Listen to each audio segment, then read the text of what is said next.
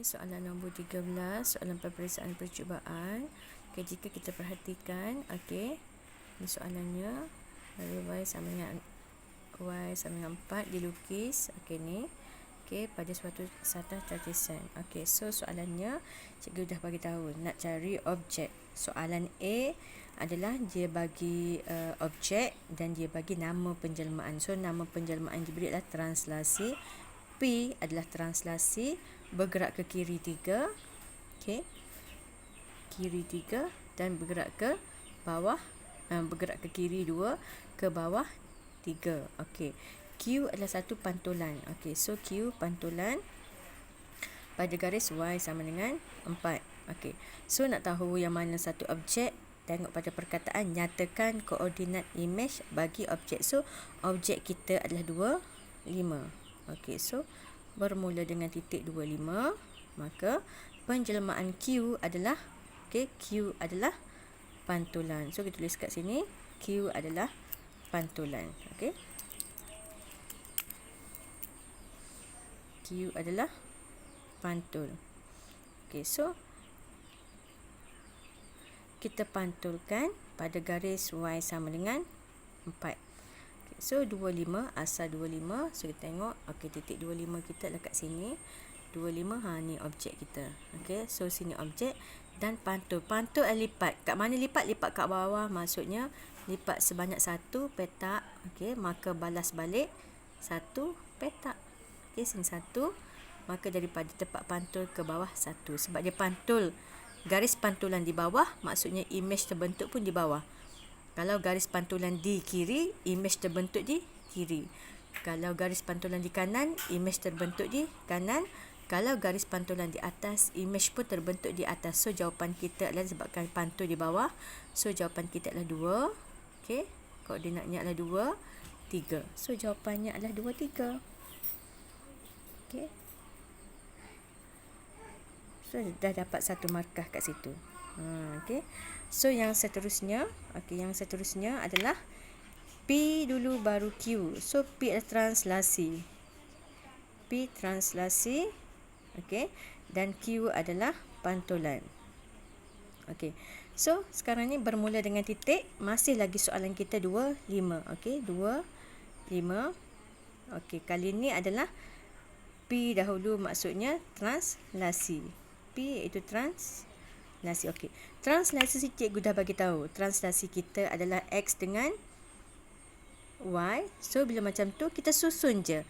X kita letak sebaris dengan X, iaitu X-nya, X translasi adalah negatif 2. Okey, koma. Y translasi adalah negatif 3. Yang ni pun Y, maka letak di bawah Y negatif 3. So kita buat pengiraan, maka jawapan kita dapat adalah 2 tolak 2, jawapan 0 pada paksi X. Manakala pada paksi Y, 5 tolak 3 dapat 2. So jawapan kita 0, 2. So 0, 2 duduk kat mana? 0, 2 duduk kat sini. Okey. Okey. Ni. So ni dapat satu markah kat sini. Okey, satu markah pada titik 0, 2. Okey, so selepas 0, 2, okey, 0, 2, maka berlaku pula adalah Q. Okey. Q kita adalah pantulan. Pantulan kat mana? Pantulan pada garis Y sama dengan 4. So tengok, asal tadi kat sini. So lepas pada titik ni, lepas pada translasi dapat kat sini. So dia pantul. Okey. Objek kat sini tadi last dengan 24 lepas translasi. Pantulan ke atas, maksudnya imej pun terbentuk di atas. So sebanyak berapa petak? Dia pergi pada garis 1, 2, maka balas balik pantul bila kita lipat ke atas, maka jaraknya 2 petak juga. Maka kat sinilah imej yang terbentuk, iaitu 0 pada paksi X, 6 pada paksi Y. So jawapannya 0, 6. So kat atas ni satu markah, kat bawah ni 2 markah.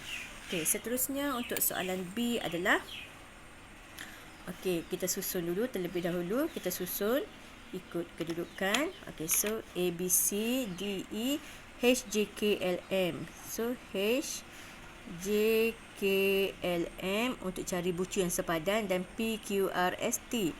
P, PQRST. Okey, so kita tahu semuanya adalah bucu yang sepadan.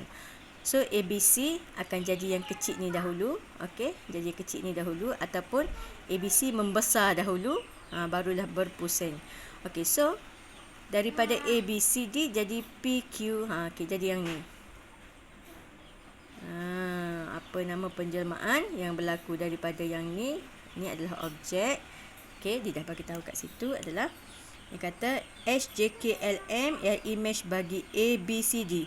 HJKLM adalah image yang besar ni, adalah image bagi yang ni melalui dua penjelmaan. So penjelmaan pertama dan penjelmaan kedua.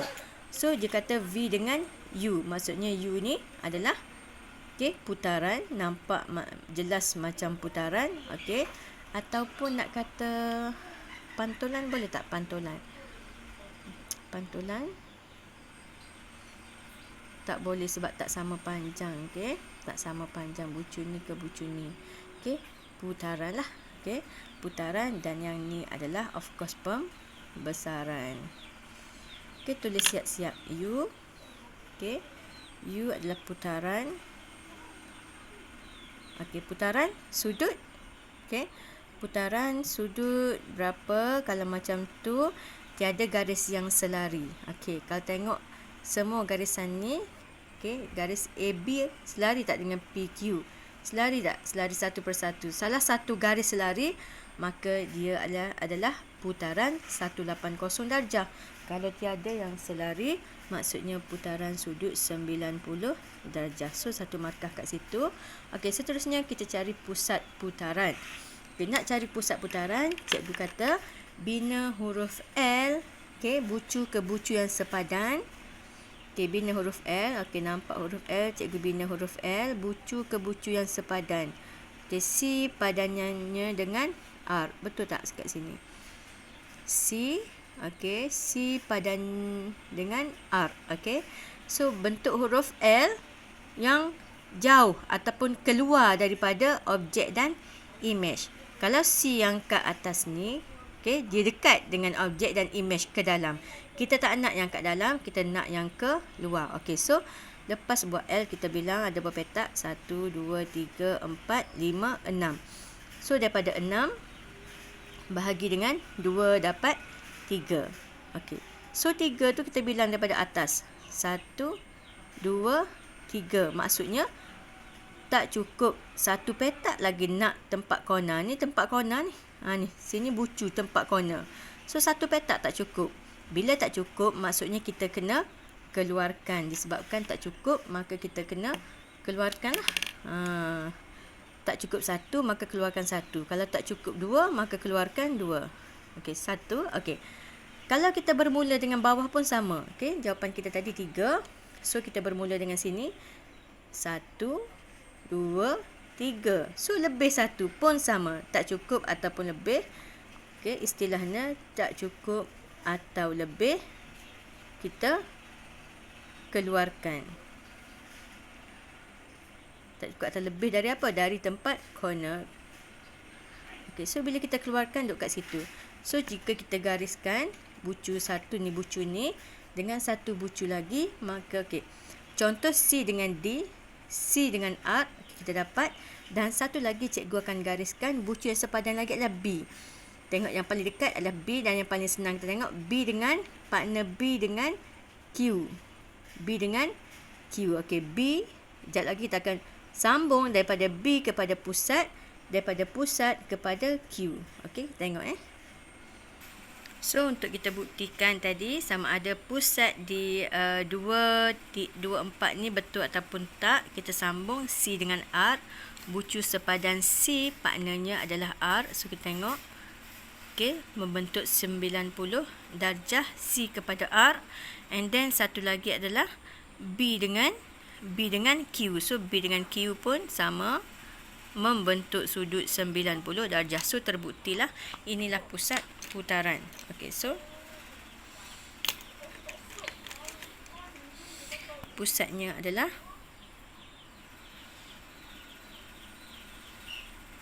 2 dengan 4. Dan satu lagi adalah daripada C ke R adalah ikut arah jam.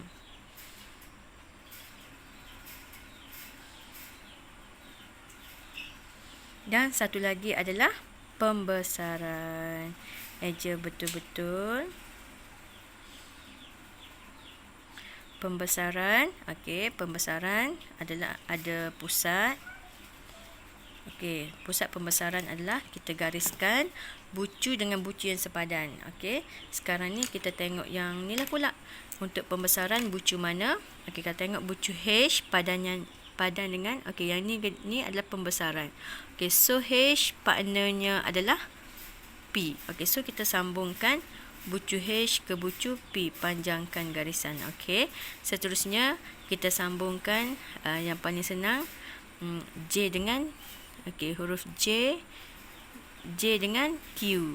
Okey, J dengan Q. Okay, kita sambungkan. Okey, so kita dapat pusat persilangan adalah di 8, 3.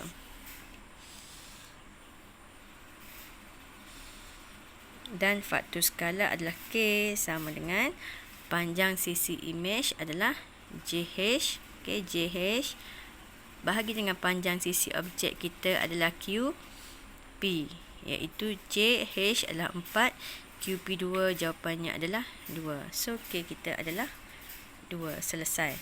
3 markah bahagian putaran dan 3 markah bahagian pembesaran. Dan untuk soalan ni adalah dia bagi soalan, dia kata kawasan lorek bersamaan juga dengan luas imej lah, luas semua ni, luas HJKLM kan. Imej ni HJKLM lah, HJKLM tolak dengan luas yang kat dalam ni iaitu PQRST, luas objek lah.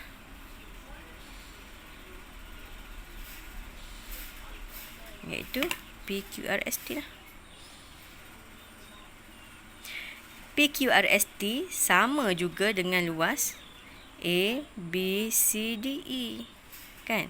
Okey, so yang kita fahamnya macam ni. Maksudnya, dia kata luas lorek ni bersamaan dengan 105. Okey, bersamaan juga dengan luas imej. Okey, macam mana luas imej? Formula dia, bila kita tengok kat depan ni, luas imej adalah bersamaan dengan K kuasa 2 darab dengan luas objek.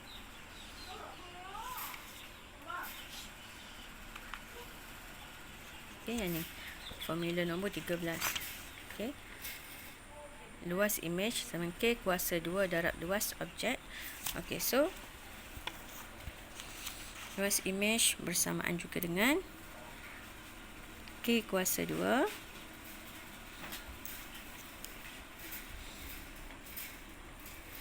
darab luas objek. Okey, luas imej. Ni adalah formula luas imej. Ni formula luas imej. Okey. Tolak dengan yang ni lah. Sama lah tolak dengan yang ni. Tolak dengan luas objek. Dan kita sedia maklum bahawa luas objek kita adalah ABCDE. Benda sama sahaja. ABCDE sama dengan PQRST. So ABCDE, yang ni pun ABCDE. Jadi kesimpulannya, ABCDE ni ada 2 pemboleh ubah. Benda yang sama sahaja. Cikgu tukarkan ABCDE kepada pemboleh ubah X untuk kita guna kaedah shift solve. Okey, so 105 sama dengan K kuasa 2 adalah K kita tadi 2. Okey, 2 kuasa 2. K kuasa 2. Okey, darab dengan ABCDE kita tukar kepada X. Okey. Tolak dengan X juga. Okey, so kita on calculator sahaja. So kita shift solve sahaja. 105. Okey, 105 sama dengan kurungan 2 kuasa 2. 2 kuasa 2 darab X. X, okey. 2 kuasa 2 darab X. Tutup kurungan. Tolak X. Okey, 2 kuasa tolak. Okey, so shift solve. Shift solve. Jawapannya adalah 35. So, X sama dengan 35. X tu adalah sama dengan A, B, C, D, E. So, selesai. Dapat 3 markah kat situ.